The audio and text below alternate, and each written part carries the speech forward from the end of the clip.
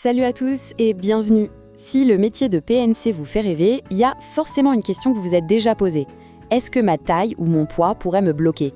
C'est normal, on entend tellement de choses, tellement de clichés sur le physique des hôtels et des stewards. Alors aujourd'hui, on va mettre les choses au clair, on va démêler le vrai du faux, ensemble. C'est parti ?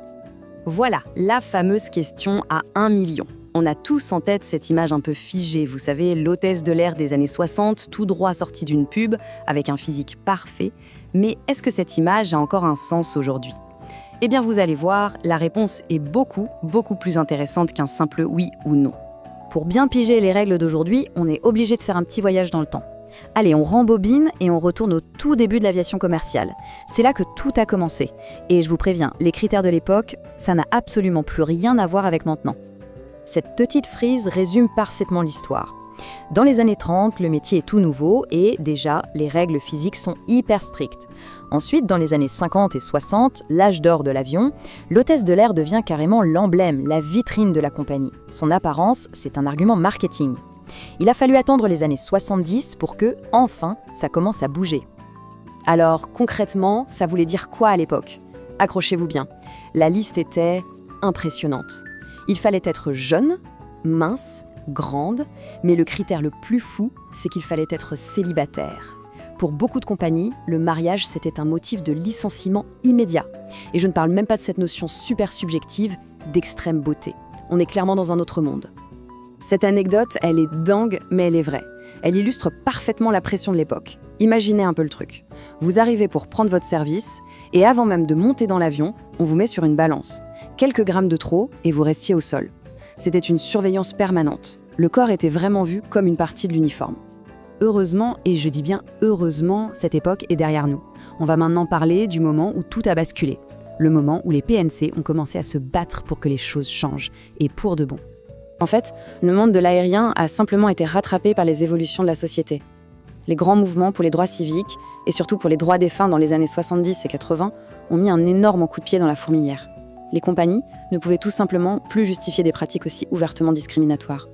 Et attention, ce changement ne s'est pas fait tout seul, comme par magie. Il a été porté par des mouvements féministes, par des lois qui ont été votées, mais aussi et surtout par des associations de hôtesses super courageuses comme la SFWR aux États-Unis. Elles se sont battues pour que les compétences passent enfin avant les mensurations, pour que le métier soit reconnu pour ce qu'il est, un job de sécurité avant tout. Alors, revenons en 2024. Qu'est-ce qu'il en est aujourd'hui ? Eh bien, on peut dire que la priorité a changé à 180 degrés. Oubliez la balance avant le décollage. On est passé d'une obsession pour l'apparence à une exigence de santé et de sécurité. Et ça change tout. Ce tableau y résume parfaitement ce changement de mentalité. Avant, on cherchait un idéal physique, un stéréotype. Aujourd'hui, on cherche des personnes en bonne condition physique, capables d'assurer des missions de sécurité parfois très complexes, dans un environnement qui peut être stressant. La condition physique, elle est au service de la fonction, et plus du tout l'inverse. L'un des outils qui symbolise bien ça, c'est l'IMC, l'indice de masse corporelle. Alors attention, petite mise au point, l'IMC ce n'est pas un juge de beauté, c'est un indicateur de santé utilisé par les médecins lors de la visite médicale d'aptitude.